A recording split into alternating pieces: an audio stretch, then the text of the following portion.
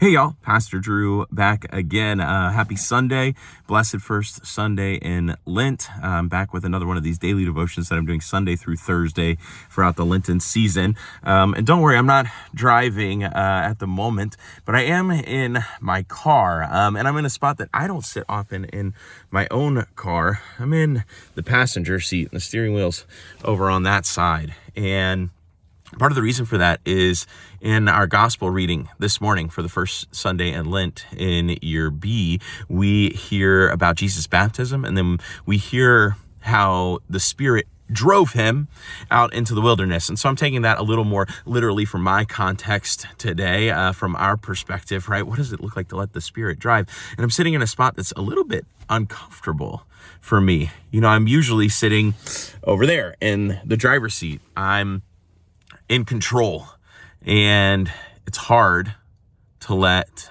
someone else direct the path and make the decisions, especially when it comes to me and what's going on with me. And I wonder then, with this gospel reading, that Jesus, through the waters of baptism, receives the Holy Spirit descending on him like a dove descending into him, and then it drives him. It says, let's go. It takes him on the move out into the wilderness where he is tested, tempted, and sort of alone.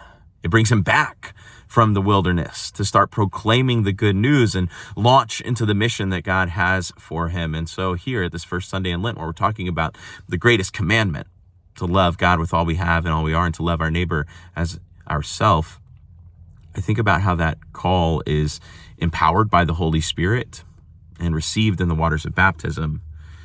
I also think about the need for me to let the Holy Spirit drive, to be willing to let God direct me toward what God cares about most, toward what God is calling me to, not just what I want to go to. You see, I like to drive and be in control. I like to determine what's next and which path I take, which sometimes lets me be a little more comfortable. But so often, the call to go and love God with all that we have and all that we are, to love our neighbors ourselves, takes us to uncomfortable places. It drives us out into the wilderness, and maybe that's why it's hard for me to let the Holy Spirit drive, because I know that when the Holy Spirit drives, it's going to get a little bit uncomfortable. We might take the hard path for the sake of love. I might have to wander around a little bit. It may not be the most direct path. I might get interrupted on the way when I think the destination is the point. The Spirit might show me that the point is love, and that so often love happens on the way. And so today, and as we get ready for this week, I wonder how we can let God show us what God thinks is greatest and first and most important.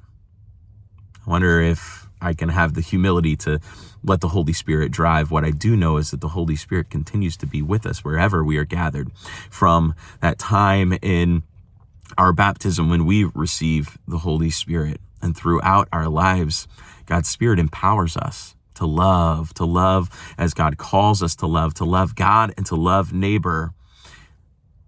The Spirit recharges us, keeps us going, shows us the way, if we'll listen and if we'll dare to get in the passenger seat while the Spirit drives.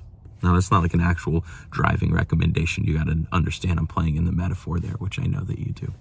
But let's let the Holy Spirit drive us, move us toward love of God and love of neighbor, which are so often the same thing, as Luther reminds us in that famous quote of his: God in heaven doesn't need our good works, but our neighbor here on earth does. So God's reign of shalom has been brought near.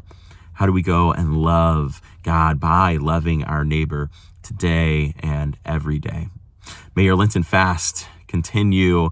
May it be blessed. May you experience God's grace anew. May you be turned again to God, who is gracious, merciful, slow to anger, and abounding in steadfast love, as you go to love God with all that you have, all that you are, and to love your neighbor as yourself.